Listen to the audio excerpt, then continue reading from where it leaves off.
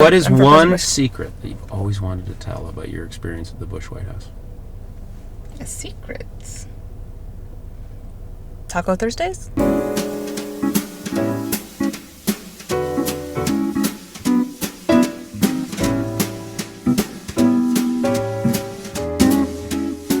I'll tell you a story.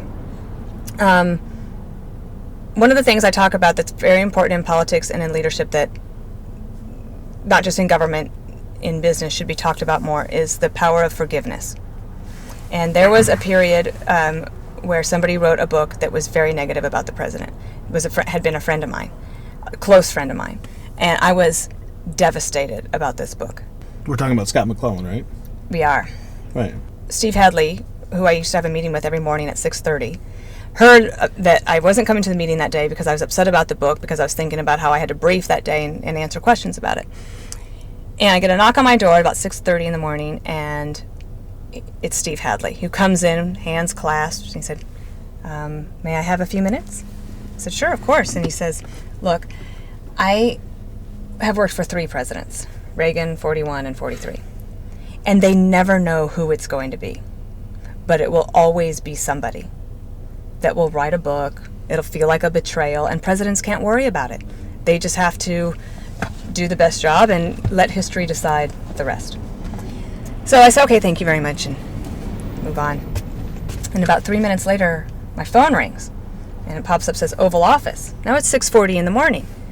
And I answer it. I said, yes. And they said, the president would like to see you. Oh, okay. Good morning. So put on my jacket, and I'm walking into the Oval Office, and Steve Hadley is walking out of the Oval Office. And so I know that he's told the president that I'm upset. And the president says, so, I hear you're upset about this book. I said, yes, sir, I am. And I want you to understand the coverage is really bad. It's very negative, and it's going to last for as many more days. And the press, and I start trying to be calm, but I'm obviously not my cool, collected self. And President Bush had his glasses on the end of his nose, and he said, I'd like you to try to forgive him. And I said, and he interrupted me and said, no buts. I don't want you to live bitterly. I want you to let it go. This book is not going to be remembered in about 3 weeks, and it has nothing to do with the job we're sent here to do. And I said, well, can I throw him under the bus first? And he said no. Oh, wow. And I said, okay, thank you, sir. And so I'm leaving the Oval Office, and what I always loved about President Bush is his management ability to understand his people and to utilize his people to make sure that they were at their best.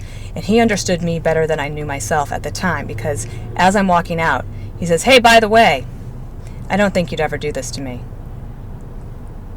And he nailed it, because that's what I was worried about, was my relationship with him being affected by a book that was written by an insider.